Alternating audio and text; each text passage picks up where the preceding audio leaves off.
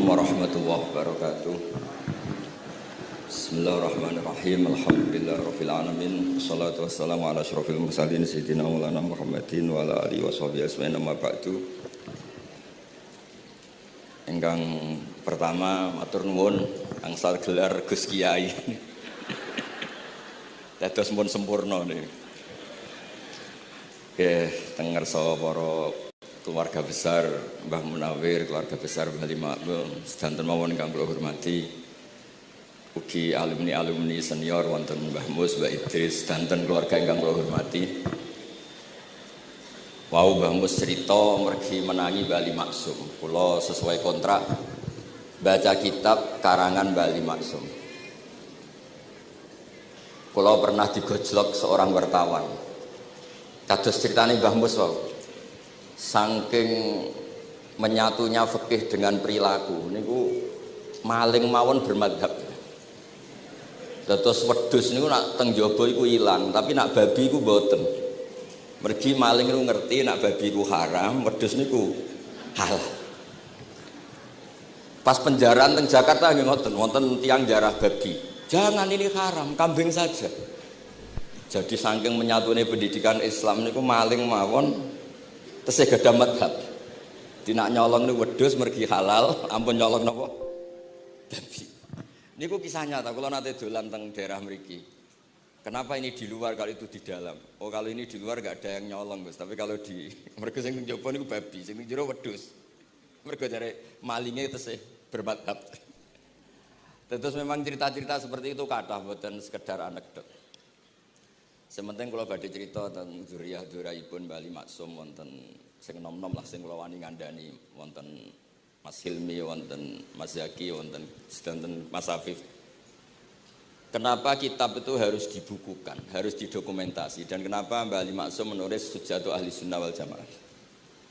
Kula boten niat pamer, kula niki nggih pembaca Al-Ibris, pembaca Al-Iqlil, pembaca risalahnya Mbah Limaksum Hujjatu Ahli Sunnah wal Jamaah. Saya juga baca buku-buku karangan orang-orang dulu, terutama tiang Indonesia. Karena Mbah Mun sering pesen wa ma arsalna mir rasulin illa bilisani qaumi. Jadi orang itu jadi rasul itu pasti dengan gaya atau budaya masyarakatnya. Termasuk wong desa niku hormat tamu.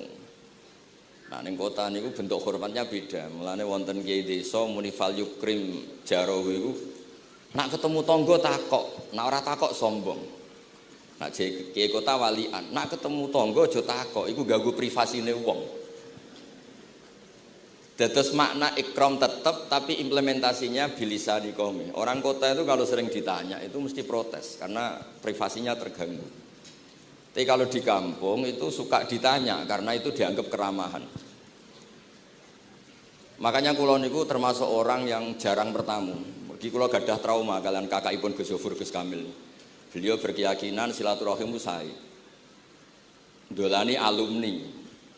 Bareng didolani assalamualaikum matur nuwun Gus rawuh. Niku alumni niku ilang, awan-awan Mas. Mergo kepengin hormat nyembelih ayam, ayame jek dolanan. Pitik itu teng desa kan pacare kuwathas, golekane angel. Bar salam niku ilang sampai sak jam. Balik runtusen, pitike mboten kecekel. Akhirnya ngapunten Gus mboten saged hormat, ngapunten mboten saged hormat. Itu bukti bahwa implementasi syariat Rasulullah itu juga harus dipikir. Ojo pepe seneng silaturahim, santri alumni melarat kerja teng pabrik jam 09.00 didolani. Akhirnya mikir, sitok kiaiku, sitok bosku. Nak hormat kiaiku diamuk bosku, nak hormat bosku gak hormat kiaiku. Hal-hal seperti ini kemudian melahirkan satu kearifan. Setiap kiai di era masing-masing. Terus kula mboten berargumentasi membela diri niku mboten, tapi memang bapak kula kesaksiane Mbah Mus, beliau teman bapak kula niku seneng silaturahim. Teriyen bapak nggih sering dawuh teng kula. Sok kowe ya ora kaya aku. Mbah Mun nggih sering dawuh teng kula, kowe ya aja kaya aku, wong beda zaman. Karena tadi dolan ning santri sing mboten enten, assalamualaikum terus ilang ngejar pitik awan-awan. Pitike nggih macam-macam kegiatane pitik. Intinya mboten kecekel. Kemudian niki teng kanca-kanca teng adik-adik sing hafid sing hamalatil Quran. Kula pesen belajar niku nggih, belajar sisi belajar itu harus cari sisi ekstrimnya. Kalau bolak-balik matur di berbagai kesempatan. Wow, kekhawatiran Mbah Mus kalau ada orang hanya kembali ke Quran itu memang bahaya sekali. Bayangkan kalau ada orang misalnya hanya mengharamkan al-jam'u bainal ukhtain, karena itu yang disebut Quran wa antasma'u bainal ukhtain. Jadi yang haram itu menikahi kakak dan adiknya, adik dan kakaknya sekaligus. Di situ tidak ada penjelasan perempuan dan budenya, perempuan dan mbahnya. Kemudian zaman Nabi Sugeng hanya ditambahi wala binal mar'ati wa ammatiha, wala binal mar'ati wa kholatiha. Dan tidak boleh menikahi perempuan pas buliknya atau budenya. Nabi sempat melarang. Karena kula sebagai lelaki niku ijek masuk lah. Misalnya bojone jenengan umur 17 tahun, bulike umur selawe 17 ijek mungkin masuk lah dalam definisi biologis itu masih masuk. Dan Nabi tidak pernah menambahkan wala binal mar'ati wa jaddatiha. Karena kalau istri kita umur 20, banyak mungkin umur 70. Itu kira-kira enggak usah dilarang ya ora kepikiran. Ini orang kepikiran ya rada sableng. Nah, kemudian kalau hanya kembali ke Quran, nanti kita hanya mengharamkan al-jam'u bainal ukhtain, karena itu yang disebut Al-Quran. Wa antasma'u bainal ukhtain. Lalu lahirlah pakar-pakar balaghah. Itu disebut min itlaqil ba'di wa iradatil kul, yang disebut ukhtain tapi maknanya bainal mar'ataini sing bainahuma ada mahram atau ada mahramiyah. Antasma'u al mar'ataini sing bainahuma mahramiyatun. Jadi barokahnya ngaji sama ulama itu kita tahu duduk perkaranya. Ini lafadz yang mewakili atau lafadz yang sebenarnya atau lafadz yang simbolis. Lafadz simbolis itu saking mangkelnya Allah. Itu kalau ada orang salah itu disebut wa ja'ala minhumul qiradata wal khanazira wa abadat tauhid. Jadi kalau misalnya dalam penelitian tidak pernah ada orang yang dirubah Allah menjadi kera, menjadi babi, itu kita masih bisa menganalisis. Itu saking ibaratun an ghadabillah. Atau diistilahkan balaghah, ini tasbih yang balik sehingga ada tuh tasbih dibuang. Jadi kalau orang Arab senang seseorang masih bilang Zaidun kal bakhri. Tapi kalau senang banget bilang Zaidun bakhrun. Kalau gantengnya belum ganteng banget masih dibilang Zaidun kal badri. Tapi kalau sudah ganteng banget kayak Rasulullah SAW disebut anta samsun anta badrun. Kaf taswihnya dibuang dan itu ablaq lebih balik. Jadi PR kita sebagai ahli Quran ini adik-adik itu tidak selesai. Utamanya ya implementasi keseharian kita sebagai panutan lah. Kalau boleh GR sebagai panutan. Kulo niku teng Narukan nggih tiyang jangkar kulo nggih kathah. Karena ya saya ada pernah Pak D, Pak Ali. Kulo nggih tiap hari nggih teng Tegal nggih, malam pun terencanakan ambek uzlah dadi kulo niki mun matur Gus Afif. Niki kontrak kulo pun bar kitabe Bali ben diwaca putu-putune kok enak ngongkon wong liya terus. Terus ngengken tiyang ngeten iki ya rodok masalah saja. Jadi kitabe bae diwaca putune. Dulu itu biasa. Taqiyuddin As-Subki ngarang kitab disarai putrane. Dulu itu biasa. Imam Haromen ngarang kitab, ya semuanya bapak ngarang disarai anaknya, anak ngarang disarai cucunya itu biasa dulu. Kalau sekarang enggak, mbahnya ngarang kula kan maca. Putune karek ngrungokno, nak cocok ya dilem, nak ora dikritik. Terus saya minta ya, tradisi kula niku mboten sombong, di hallnya bapak itu saya tiap hallnya bapak mesti baca kitab. Mboten nate ngundang sinten-sinten. Perkara ini tiang NU ini ora usah diundang wis teko, mboten wonten undangan sing teko mun kuwatah. Mbok saking senenge wong alim, mbok saking senenge bingung mboten ngerti, pokoke ora diundang teko. Ya akhirnya kula bingung ora hormat iku dosa.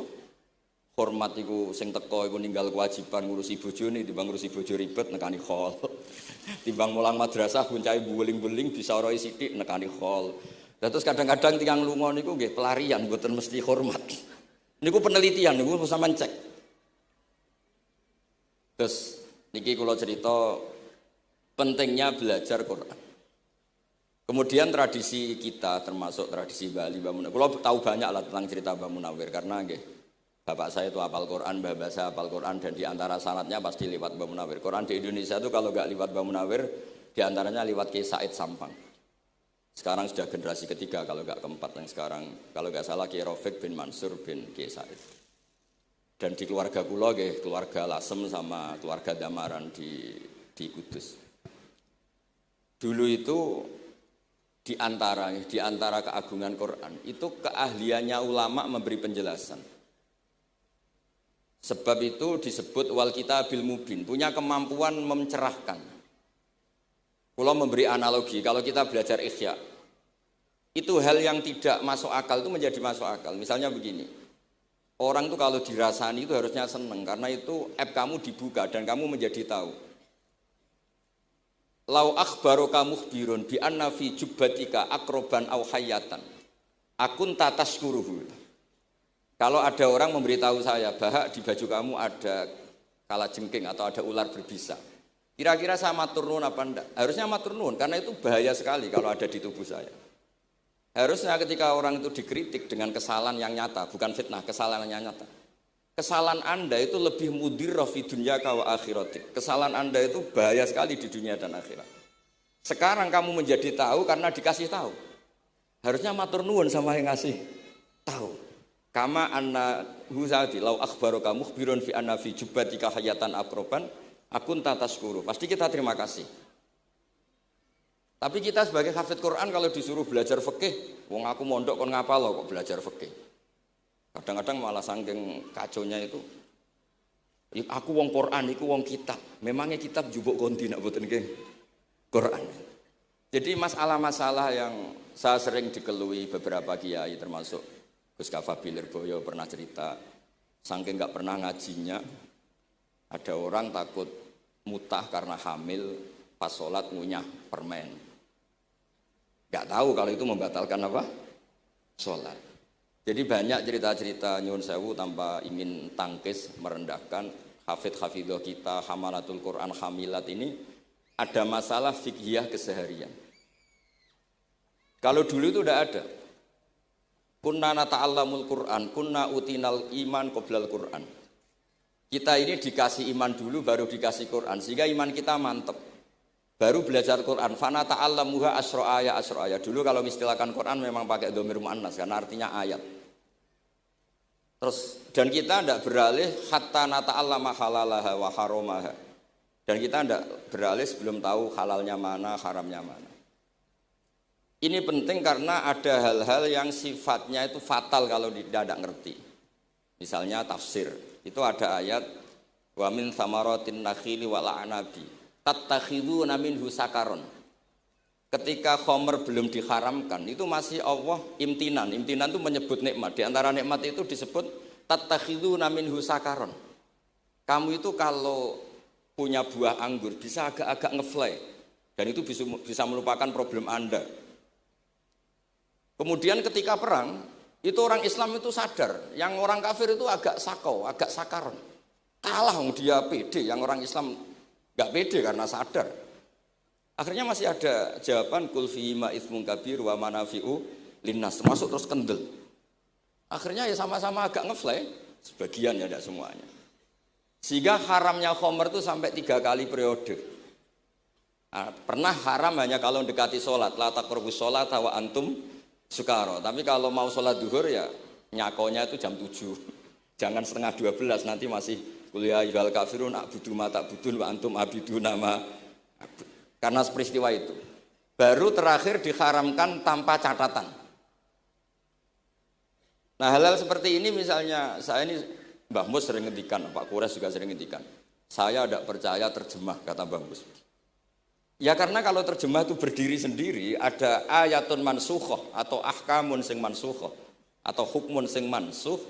Kebetulan anak ini belajar yang mansuh, dia tidak ngerti nasihnya, yaitu terus dipegang. Katanya memegang Al-Quran. Padahal hukum itu sudah diganti sama Allah Ta'ala. Disebut nasah mansuh. Sehingga dulu kalau Sayyidina Ali ngecek beberapa masjid, ada guru atau ustaz, kamu pengajar Quran iya. Apakah kamu ngerti nasah mansuh? Enggak. Jawabnya Sayyidina Ali, halakta wa ahlakta. Kamu sendiri rusak dan kamu merusak orang lain. Nah, ketika di Kerapia itu ada Mbah Ali Maksum. Mbah Maimun itu sering cerita ke saya, dhisik iku hak Mbah Munawir saking kepingine santri Quran ngaji kitab. Iku kalau ada santri Lirboyo atau santri mana mulang muin itu Mbah Munawir ikut sebagai percontohan ben santri-santri itu seneng ngaji fikih. Terus kata Mbah Mun, saking kesemseme Mbah Munawir iku ambek wong alim, delalah besanan wong alim. Dulu Mbah Zaini pernah angsal keluarga Lirboyo. Sehingga beliau punya dzurriyyah teng Lirboyo. Terus besanan kalian Mbah Maksum. Nyai Hasyim angsal Bali Maksum. Sehingga terus di Krapyak itu banyak orang-orang alim. Tapi terus Mbah Mun cerita, kabeh ono regane, Bali Maksum terus populer sebagai alim alama. Sehingga yang ke Krapyak itu ya ora pati niat tahfidz, niate ngaji kitab. Singkat cerita di era itu ada Ki Abdul Qadir, tapi pondok Krapyak Bali Maksum terlalu populer sehingga terkenal ngaji sorof Bandungan. Sehingga dulu di Indonesia itu ada sorofnya Mbah Ali Maksum, ada sorofnya Mbah Maksum Ali Kuaron itu. Nah yang sorofnya Mbah Ali Maksum ya fa'ala yaf'ulu uf'ul. Kalau sorof di Mbah Maksum Kuaron fa'ala yaf'ulu fi'lan. Yang satu ngikuti fi'il itu ya harus jejer fi'il, yang satu ngikuti jurumiyah. Kalau yang dikatakan masdar itu sing yaji'u salisan, yang datang ketiga dalam tasrifnya fi'il. Sebab itu terus tradisi sorof tadi yang dalam latihan munakosah tadi diteskan anak-anak. Itu memang penting karena kalau kita nanti belajar sab'ah, sorof itu segala-galanya. Misalnya qiraatun Nafi' itu bacanya fala yuhzinka qauluhum. Karena beliau berkesimpulan kalau khazana yahzunu husnan itu susah, bukan menyusahkan. Yang makna menyusahkan itu af'ala yuf'ilu ifalan, sehingga qiraat apa ya antara fala yahzunka qauluhum sama fala yuhzinka qauluhum. Tapi Imam Asim cara berpikir secara riwayat tentu qiraat itu sunnatun muttaba'ah. Banyak lafadz yang sudah seperti itu sudah mutaaddi, kayak kota layak tulu kotlan itu kota lahu, bukan akta lahu. Sehingga beliau menganggap khazana yahzunu sudah mutaaddi binafsi, jadi enggak perlu dibaca fala yahzunka qauluhum, cukup dibaca fala yahzunka qauluhum. Dan saya berkali-kali matur teman-teman yang mengkaji Quran, kafa'ah yakfu'u kuf'an itu bacaannya Imam Nafi'. Karena memang yang maknanya mukafa'ah itu mahmuslam. Tapi orang Quraisy itu enggak suka hamzah. Sehingga ditakhfif menjadi kafa'ah yakfa'u kufuan. Meskipun mereka tahu kalau itu mahmuslam. Nah Imam Asim di beberapa bentuk fi'il itu masih memahmuskan. Misalnya Allahu yastahzi'u bihim. Di isim fa'il juga mustahzi'un. Tapi kalau masdar beliau bacanya huzuan, kufuan. Padahal di fi'ilnya bukan nabiun, tapi nabi ibadi anni anal ghafurur rahim. Tapi di nabiun jadi nabiun, harusnya kan nabiun. Fa innan nabiyya man naba'anillah. Dikatakan nabi itu orang yang menceritakan ketentuan Allah. Harusnya nabiun. Jika qiraatun Nafi' ya tetap wan nabiin, ya ayyuhan nabiu. Nah, berkahnya Mbah Munawir orang terus menjadi tahu qiraat sab'ah. Dan berkahnya Mbah Ali kemudian orang tahu duduk perkaranya. Kalau nabiun dari nabiun bimakna man akhbaro anillah. Dan terus berkahnya kalau saya boleh GR berkah Gus Gofur kula berkah ngeten-ngeten iki duka Kiai Peres napa Kiai Media iki mboten roh. Berkah ini terus kula ngomong terus. Saya tidak khawatir salah, bukan karena saya maksum ndak. Wong Islam pun pinter. Nak bener minallah, nak salah kok Gus Bah. Jadi kula niku madlum. Jadi penak wong Islam niku penak. Kula niku sering tahajud nak ndonga ya Allah, kula niku pede mawon nerangno Quran. Mergo tiyang Islam pun sae. Nak bener jare jenengan, nak salah kula. Lah nak kula sing salah nggih sederhana mawon, kula abdun. Kula kawula, kula nak ndonga nggih Rabbana dzalamna anfusana. Sebelum disalahkan orang juga saya sudah merasa salah. Wa akharuna atarafu bi dzunubihim khalatu amalan shalihah wa akharuna wa sayya. Mulane kula suwun kangkang mbak-mbak sing khatam Quran pede mawon. Bahwa yang Anda lakukan menghafal Quran itu sudah benar. Meskipun Anda tidak sempurna, misalnya Anda tidak faham, Anda tidak bisa melakukan. Hifdzu kalil Quran huwa al-hifdzulah. Kamu menghafalkan Quran itu sudah menjaga lafaz-lafaz Quran. Sehingga lafaz Quran tetap mutawatir, lafaz Quran tetap ma'ruf, tetap masyhur, sehingga ketika ada yang memasukkan Quran konangan. Tapi kalau yang hafid sedikit lam yablugh adadat tawatur, takutnya kalau ada yang menyalah, ada yang itu tidak diketahui. Ini barokahnya hamalatul Quran sing aksar wa aksar itu kita terjaga. Nah, itu yang dimaksud Mbah Mus, Quran itu harus jadi budaya. Ning desa iku wong ra salat lah. dengar ada warung ayamnya tiren nggak disembelih itu tidak mau makan, haram. Padahal dia ini rasolat itu lebih dari haram. Tapi tetap nggak mau makan ayam tiren. Nggak sholat disuruh makan babi ya nggak mau, haram. Sampai tadi yang nyolong saja milih wedus bukan meleng babi, karena babi itu haram. Dan saya pernah digojlok sama wartawan, Pak Bahak, wah fikih Indonesia itu hebat, sampai maling saja masih pakai fikih gitu. Jadi kalau nyolong itu milih yang halal bukan yang haram. Bon niku bentuk hormat kula teng keluarga Mbah Ali, bentuk hormat kula teng Mbah Mus teng sedanten keluarga niki kula badhe maos kitabipun Mbah Ali. Kula pancen pengagum kitab-kitab yang dikarang orang Indonesia. Mereka kita anggap niku lebih aplikatif lah, karena dikarang orang yang trauma dengan Indonesia. Kemudian setelah trauma ingin membenahi Indonesia. Misalnya jenengan ngertos sesajen, mbok haramno iku tradisi, mbok barno iku sawangane kok dekati sirik ning pinggir wit gede. Akhirnya dimodifikasi wis mangan-mangan, kumpul-kumpul tapi tahlilan. Lah masuk tahlilan la ilaha illallah barani kalimatu syirkin.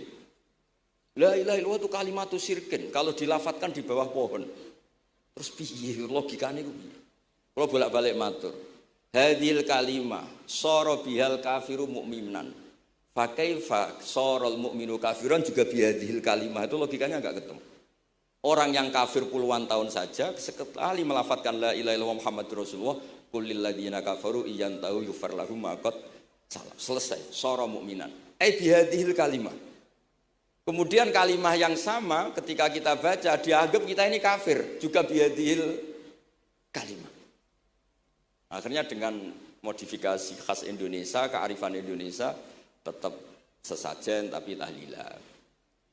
Tetap melakukan hal-hal Jawa tapi dimodifikasi menjadi Islami. Kalau kita misalnya orang modern nggak ingin mengganggu orang lain yang kita tamui, gampang dalilnya. Ada ayat la tadkhulu buyutan ghaira buyutikum. Kamu jangan sowan ke orang lain atau dolan ke orang lain. Hatta tastanisu. Ukurannya bukan salam dulu, bukan hatta tusalimu, hatta tastanisu. Jika kamu merasa nyaman, kamu bisa ngukur tingkat akrab kamu. Kamu bisa ngukur jamnya orang itu. Kamu bisa ngukur kebutuhan orang itu. Butuh saya enggak? Kenapa mertamu pengen kayak duit bebas jam? Atau kamu orang cantik yang kamu tamoni sing seneng kue bebas jam? Tapi aku apa nagih hutang. Mertamu orang yang kamu tagih itu mesti kamu dianggap problem. Atau mertamu orang yang enggak akrab di jam istirahat, tentu kita dianggap problem. Makanya ukurannya Quran tuh hatta tastanisu. Kamu merasa nyaman. Istiqnas itu nyaman, enjoy. Kayak saya dolan di Gusofur kan akrab mulai kecil teman saya. Mungkin bisa ngabaikan jam. Jadi kalau saya dolan di kiai yang enggak kenal saya, mungkin kedatangan saya dianggap problem karena di jam tertentu. Saya harus mikir, kayak apa hebatnya Quran ketika bikin aturan la tadkhulu buyutan ghaira buyutikum hatta tastanisu. Setelah nyaman enggak apa-apa waktu salimu, jangan salam dulu. Istiqnasnya enggak kena, salamnya geger. Akhirnya banyak kiai keselak. Assalamualaikum pas makan, enggak dijawab Assalamualaikum. Nah hal-hal seperti itu harus santri-santri ini kalau niat ngandani lari-lari, bukan niat ngandani kiai-kiai, harus waqaf fil qalb, harus warrasikhuna fil ilm. Tahu betul kualitas hatta tastanisu. Kamu itu merasa nyaman istiqnas. Kemudian rasa nyaman ukurannya apa ya? La dororo wala diror. Kamu tidak ganggu diri kamu sendiri, juga tidak mengganggu orang lain. Sehingga setelah itu semua baru watu salimu ala ahliya. Nah andai kan kita, ya tadi Dawe Mbah Mus, kita semua sudah seperti itu. Kalau bertamu di orang ya kita ngukur tingkat akrab kita, tingkat dibutuhnya kita. Sehingga di tradisi NU itu ya dolan kiai pendak diundang karena itu pasti diinginkan. Wong kula nate diceritani pernah misanani Mbah Mun. Kula nate Gus ditili Mbah Mun mboten seneng. Kena apa? Beliau pas khutbah Mbah Mun rawuh delalah Mbah Mun jarak salat ning saf awal. Bar niku tiyange meruntus meriang. Karena khotib tuh harus naik ke mimbar kudu ngandani takwa usikum wa nafsi bitakwa. Teng isore niku Mbah Mun. Walhasil terus loro terus wan yai. Mbah, nak dolan nggih dikira-kira, ampun pas Jumatan. Semenjak niku Mbah Mun Mbah Sahal itu nak Jumatan tengguri. Mbah Sahal itu kalau Jumatan itu sudah komat gelar, beliau keluar dari mobil serenane itu. Miyos terus sholat terus kundur. Kalau dulu ya janggal iki wong alim alama nak sholat kok guri. Ternyata itu enggak ingin jadi problem bagi khotib. Jenengan iso bayangno khutbah teng ngarepe Mbah Mus, terus kula munggah ngeten nyekel tongkat, usikum wa nafsi fi taqwa.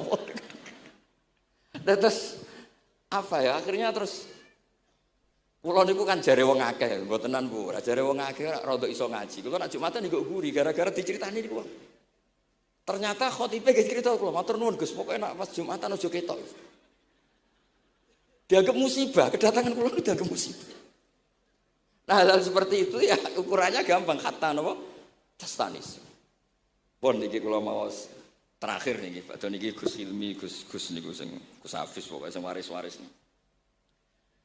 Niki cerita kemarahanipun Bali Maksum ngadepi firqah-firqah kelompok-kelompok sing mboten jelas nih. Oleh ngendikan niku kula masih ingat karena saya khatam kitab ini itu 2 kali. Nggih khatam tenan maksudnya kula sinaoni terus padanan dalil yang beliau sebut tak cari sampai ketemu, bener-bener kula cari, ya saya ulang lagi, dalil padannya kula cari, terus emosi-emosi beliau juga tak tulis, karena beliau diantara yang diceritakan itu sampai ngendikan, wahal bi jununun, kata beliau, apa saya ini sudah gila, ketika saya fatwa, misalnya orang nggak boleh ziarah Rasulullah SAW. Itu artinya menghalangi orang ketemu nabinya. Makanya bener Mbah Mus tadi, ada orang tuh debat, wiridan itu sunat atau ora? Dalile piye? Terus ada orang yang provokasi gini. Kamu dikatakan bid'ah setelah sholat gak wiridan. Kowe iku ben ora nyebut Allah.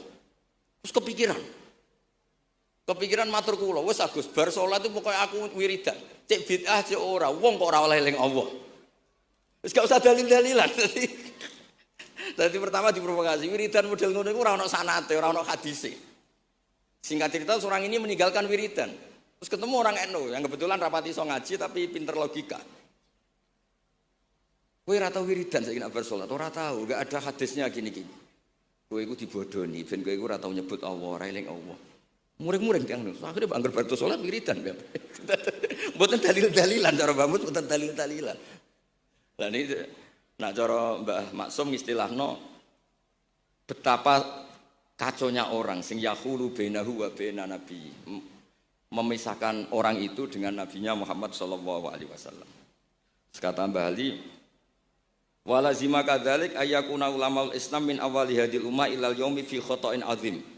Haitsu annahum ya'taqiduna fi kutubihim ad-diniyah al-abwab wal fusul.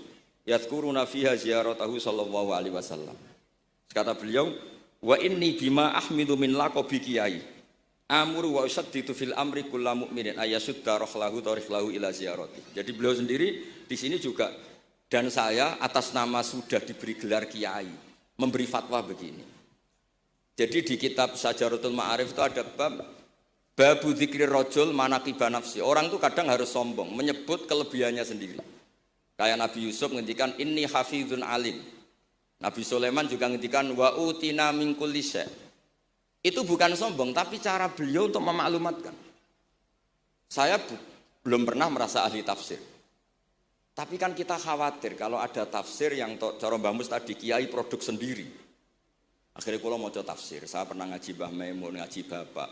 Saya baca kitab Al-Ibris, baca Al-Iqlil, baca terjemah Kemenak, baca terjemahnya Pak Quraisy, baca terjemahnya Imam Sa'rawi.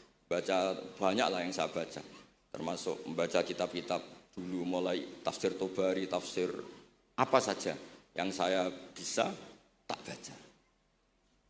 Bukan karena saya merasa tahu enggak, tapi kayak apa umat ini kalau dapat ilmu dari orang yang tidak kredibel.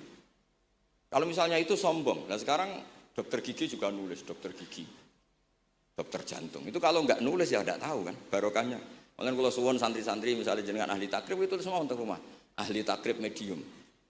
Spesial bab ibadah. Nanti yang enggak pati pinter ya spesial mandi junub, enggak apa-apa. Yang penting orang tahu kamu keahliannya di mana. Daripada kamu enggak memaklumatkan, kemudian ada orang lain yang enggak pernah ngaji memaklumatkan seakan-akan paling tahu Islam. Terus menjadi mahatus soal, menjadi marhalur rijal. Kayak apa? Islam mau dikemanakan? Semua ulama dulu biasa ngendikan ma adkhaltu fi kitabi hadza illa sahih, kata Imam Bukhari. Yang saya masukkan di sini semuanya hadis sahih.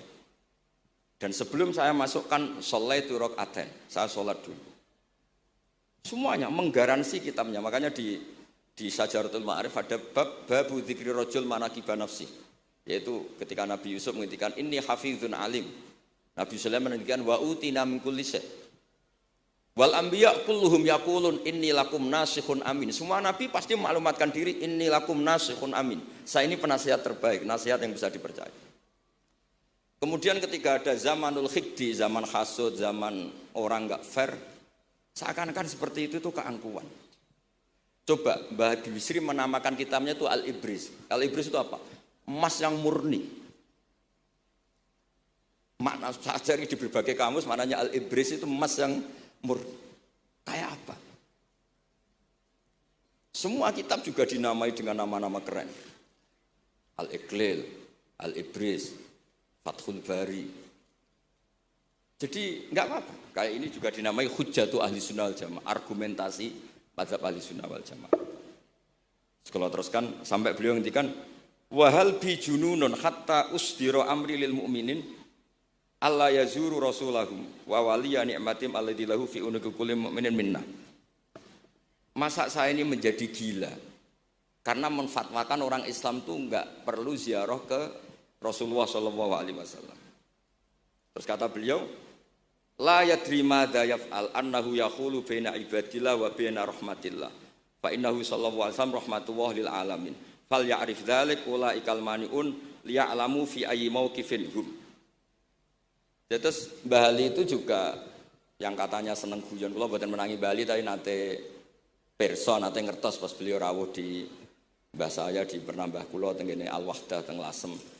Kula kecil itu menangi Mbah Ali, menangi Mbah Hamid karena Mbah Hamid itu masih sepupu mbah saya.